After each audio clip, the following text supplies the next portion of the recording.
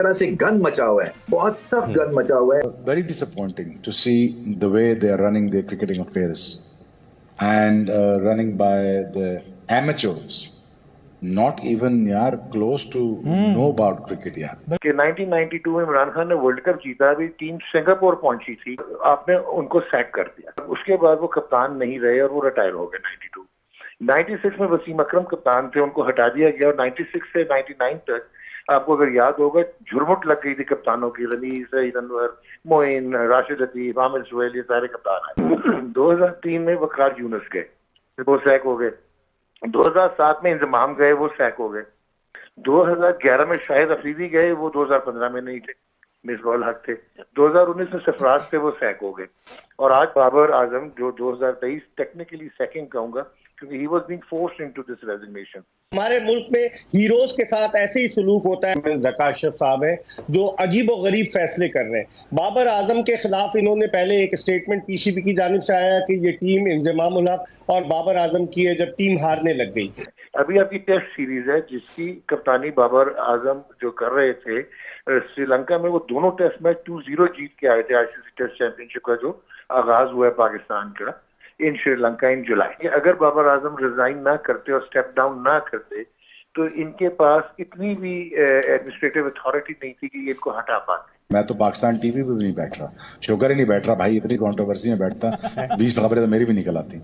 कप्तान अब अनाउंस कर दी, अब हम हमेशा हमारी कोशिश होती है कि हम कप्तान को सपोर्ट करें।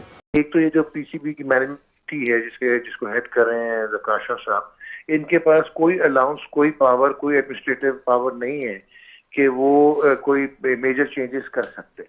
अच्छा, अब इंटरेस्टिंग ये था कि अगर बाबर आजम रिजाइन ना करते और स्टेप डाउन ना करते तो इनके पास इतनी भी एडमिनिस्ट्रेटिव अथॉरिटी नहीं थी कि ये इनको हटा पाते।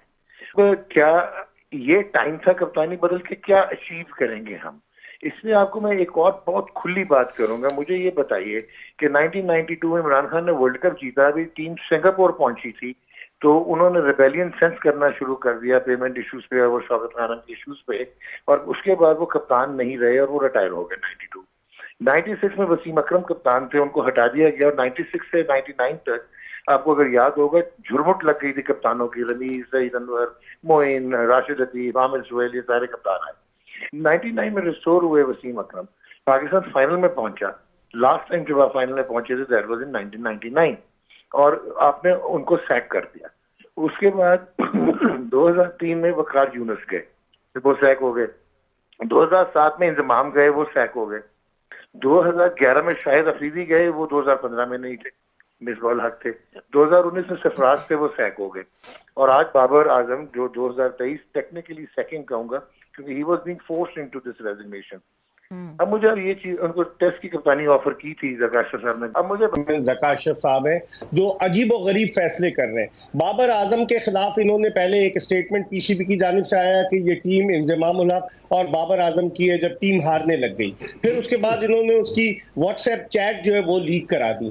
फिर उसके बाद उन पर दबाव पड़ा कि इसको कप्तानी से हटाया जाए, क्योंकि जो पाकिस्तान क्रिकेट बोर्ड की मैनेजमेंट कमेटी को एक्सटेंशन दी गई है 3 महीने की, तो आईपीसी ने जो लेटर इशू किया है उसका सेकंड पॉइंट वाज़े तौर पर है कि आप डे टू डे अफेयर्स देखेंगे और उसके अलावा इलेक्शन कराएंगे और आप कोई ऐसा पॉलिसी डिसीजन नहीं लेंगे। तो इसका मतलब ये हुआ कि बाबर आजम को ये हटा नहीं सकते। मेरे जराए ये बताते हैं कि बाबर आजम पर दबाव डाला गया, उन्हें कहा गया कि जनाब आप टेस्ट की कप्तानी छोड़ दें, आपको वनडे का कप्तान बना देंगे, लेकिन बाबर आजम तैयार नहीं हुए और बाइज्जत अंदाज से वो चले गए। हमारे मुल्क में हीरोज के साथ ऐसे ही सलूक होता है। बोर्ड के मैं हैरान हूँ कि अभी भी प्लेयर्स जो है इनके साथ अटैच होने चाहते हैं। एक तरह से गन मचा हुआ है, बहुत सख्त गन मचा हुआ है, हर तरफ आप निगाह उठाएं। मोहम्मद हफीज डेफिनेटली बहुत ही अच्छा डिसीजन, ठीक, क्योंकि उसमें कोई ऐसी चीज नहीं है कि जी उसमें कोई एक नेगेटिविटी को बंदा ढूंढे भी तो नहीं है। बिल्कुल ठीक है। किधर है रमीज भाई आपकी तरफ आएंगे। के थ्रू ये कंफ्यूजन फैलाते हैं और फिर ये हिट करते हैं सर्टन इंडिविजुअल्स को। सोशल मीडिया ले लें, जो मर्जी कर लें, क्योंकि इनके पास कुछ चंद गिने चुने बेकार से सहाफ़ी हैं जो कि ये इनके वो फ्रंट लाइन जैसे होते हैं ना, वॉरियर्स बन जाते हैं सिर्फ इसलिए कि इनको बचाएं और दूसरे की पतलून उतारें। तो ऐसे माहौल में जबकि टर्बुलेंस भी है, जबकि क्लैरिटी नहीं है, जबकि चेंजेस आने वाली हैं, तो उस माहौल में रह के स्टेबिलिटी नहीं आ सकती है। तो ये जो भी अटैच होते हैं उनको ये सारी चीजें समझनी है कि ये शॉर्ट टर्म की चीज नहीं है। ये आप अपनी जो क्रिकेट की वैल्यूज हैं, जो इज्जत आपने बनाई है, वो आप जमा करवा रहे हैं। कप्तान चुना गया एंड लॉन्गर फॉर्मेट के लिए शान मसूद को कप्तान चुना गया। How do you look at this factor?